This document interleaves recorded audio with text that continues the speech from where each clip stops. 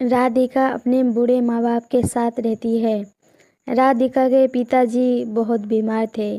वो कोई काम नहीं करते थे।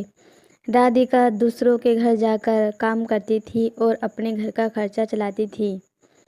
कभी कभी तो राधिका के घर में खाने के लिए कुछ भी नहीं होता था। सब लोगों को ऐसे ही भूखा सोना पड़ता था। एक दिन राधिका की माँ बोलती है, बेचारी राधिका पे इतनी जिम्मेदारी हो गई है कि वो खाने पीने का भी अपना ध्यान नहीं रखती। वो देखती है खाना कम है तो ऐसी ही काम करने चली जाती है। सोचती है माँ और बाबूजी खा लेंगे। मेरी मासूम बच्ची इतनी छोटी पे ही जिम्मेदारी डल गई। ये उम्र उसके पढ़ने लिखने की थी, पर क्या करे, मजबूरी है। इधर राधिका के माँ और बाबूजी बात कर रहे थे, उधर राधिका काम करने चली जाती है। राधिका गांव के सेठ के घर काम करती थी। सेठ तो बहुत कंजूस था और सब सामान का ध्यान रखता था, पर सेठ की बीवी बहुत दिलारू थी। जो भी खाना बचता था वो राधिका को खिला देती थी और राधिका के घर भेज देती थी। राधिका को जो पगार मिलती उससे अपना खर्चा चलाती थी और जो सेठ के यहाँ से खाना लाती वो सब लोग खा के सो जाते थे। एक दिन राधिका सेठ के किचन में खाना बनाती है। इतने में सेठ की बीवी आ जाती है और राधिका से बोलती है, राधिका, आज हमारे घर बहुत खास मेहमान आ रहे हैं, कई सारे रंग के खाने बनाना। जी मालकिन, पर ये जो खाना बना है इसका मैं क्या करूं? इस खाने को तू खा ले और अपने घर ले जा। मेहमानों के लिए कुछ अच्छा सा खाना बना ले, जल्दी से आने वाले होंगे। राधिका खाना बनाने लगती है और मन में सोचती है, ए ऊपर वाले, तेरा भी क्या खेल निराला है। कोई इस खाने के दाने दाने को तरसता है तो कोई इस खाने को फेंक देता है। देखो, सेठ तो खाना फेंकता है, इतना घर भरा पड़ा है इसका, और हम लोग खाने को तरसते हैं।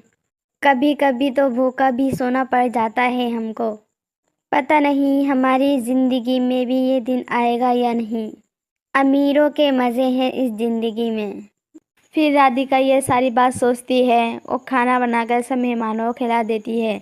राधिका जब शाम को घर जाती है तो सेठ से अपने महीने की पगार लेती है।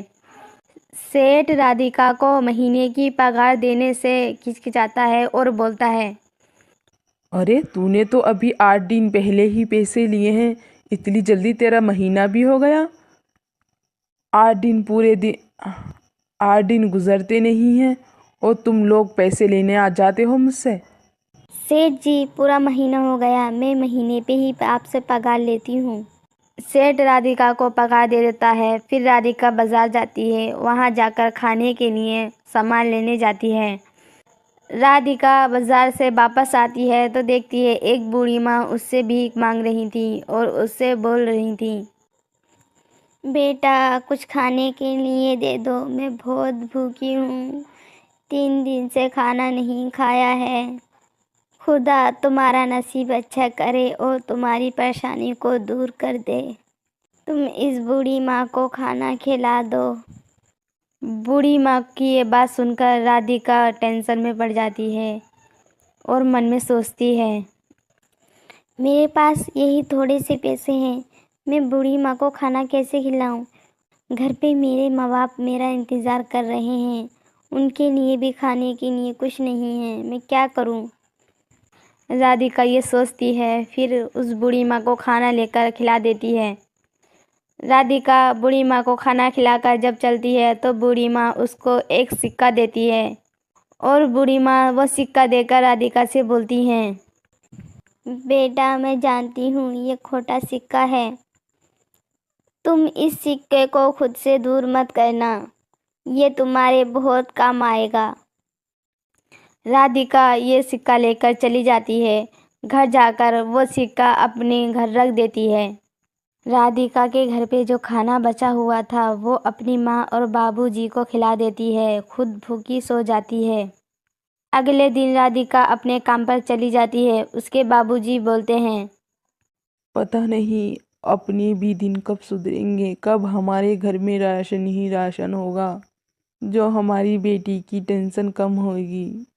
राधिका दिन और रात मेहनत करती है, तब हमें 2 वक्त का खाना दे पाती है। हमारी कितनी मासूम बच्ची है, इस पे इतनी जल्दी जिम्मेदारी डल गई। मैं तो बीमार हूँ, मैं क्या कर सकता हूँ। राधिका के माँ और बाबूजी बातें करते हैं। वो सिक्का पास में रखा होता है। अचानक में उनके घर राशन की बोरियां आ जाती हैं। ये सब देखकर दोनों हैरत में पड़ जाते हैं और बोलते हैं, अरे ये अचानक से इतना बहुत सारा राशन कहाँ से आया। हम दोनों तो अभी राशन की बात कर रहे थे। ऐसा लग रहा है किसी ने हमारी बात सुनकर ये राशन भेज दिया। फिर उन दोनों की नज़र उस सिक्के पे पड़ जाती है और वो समझ जाते हैं, जितना भी ये राशन है इस सिक्के ने दिया है। ये मामूली खोटा सिक्का नहीं है, बल्कि एक जादुई सिक्का है। अब हमारी बेटी हमारे घर देखेगी तो कितना खुश होगी। राधिका काम पे से वापस आती है तो देखती है सारा ही कुछ बदला हुआ था। जैसे राधिका चाहती थी मैं भी ऐसा किचन बनाऊं, वैसे ही उसका किचन तैयार था और उसका एक कमरा गल्ले से भरा हुआ था। ये सब देखकर अपने बाबूजी से राधिका बोलती है, बाबूजी ये क्या है, अपने घर पे इतना बहुत सारा गल्ला और अपना किचन कितना प्यारा लग रहा है। ऐसा लग रहा है कितने अमीर लोग हैं हम।